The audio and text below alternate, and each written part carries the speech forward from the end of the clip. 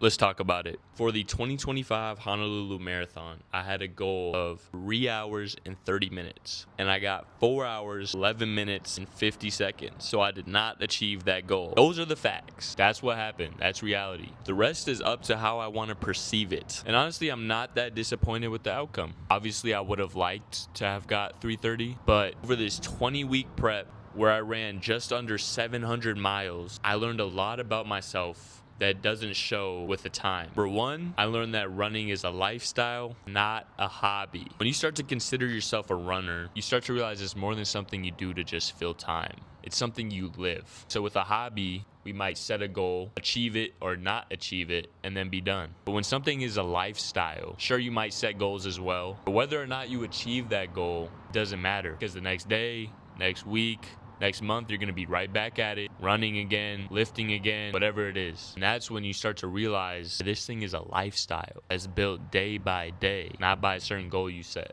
The second thing I learned a lot about is nutrition. I became very aware during this prep of how important nutrition is overall in the endurance athlete space, especially in the last 2 to 3 weeks of the prep.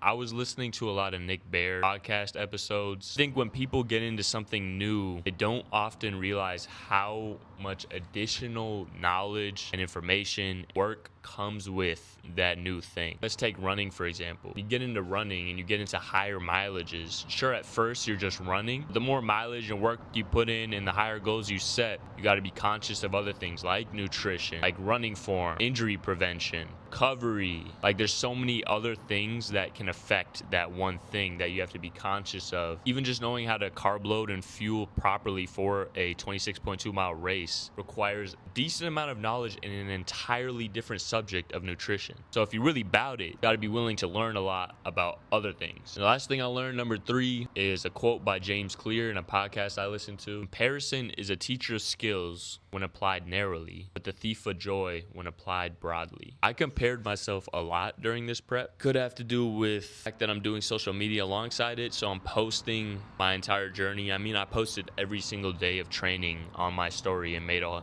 story highlight of it. When you do that, open yourself up to others looking at it, bringing in their thoughts and opinions. They might not be the best ones to bring in the thoughts and opinions, if you get what I'm saying. Phoenix Marathon was the day before the Honolulu Marathon, so the day before I'm seeing all these people I know finish strong, great marathons, which I'm very happy for.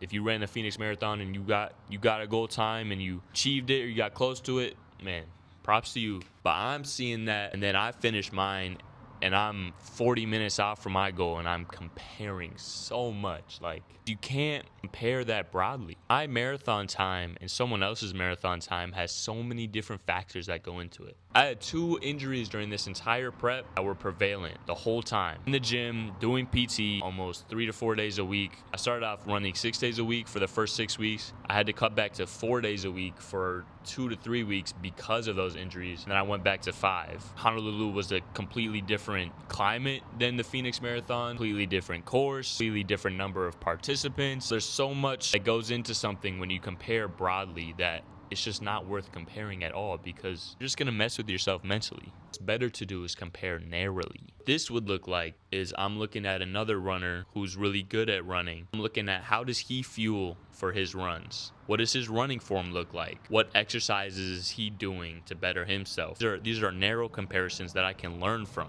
And those are the 3 things that I'd say was prevalent during this prep. Going forward, I need to stay off social media a little bit more. I'm still going to post for sure. Maybe not show as much of my training. That's the recap of the 2025 Honolulu Marathon. Going forward, February 15th, 2026, I have the Austin Marathon. I'm just going to try really, really hard to have a strong marathon. My past 2 marathons I've ran, Mesa and Honolulu, I've walked towards the end, not very strong finishes. So for this Austin one, I'm not necessarily going for a goal time. I just want to finish strong, feel really happy and confident with that finish, and have fun, man. I stressed so much for this marathon, trying to control every single variable, nutrition, to hitting every single workout, having injuries that get in the way, stress. It made it not so fun. For Austin, still put in the work for sure. Try and have a little more fun with it, you know? Hey, but at least we got this sick gold medal. And thanks for listening. If you stayed, peace.